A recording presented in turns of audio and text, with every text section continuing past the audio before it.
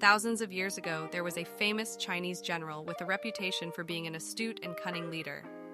One day, at the end of a long campaign, this general decided to stop in a stronghold with a small battalion of soldiers, sending his main fighting force ahead to rest elsewhere.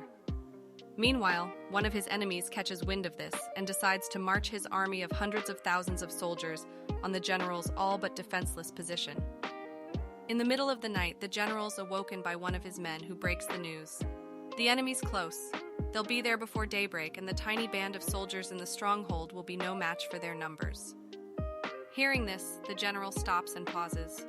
Understanding his predicament, he instructs his men to stand down, open the gates, take down the banners from the walls, and hide.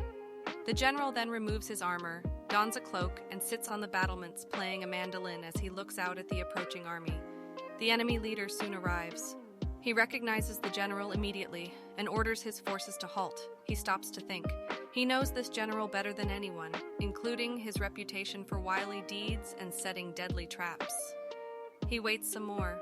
The presence of this infamous general sitting there with such nonchalance makes him question himself. Was the information he received false? Is the general luring him into a trap? Or is it a double bluff? Is this a ploy to make him question himself, and the general is, in fact, as defenseless as he seems? He waits some more, and then he orders his forces to retreat.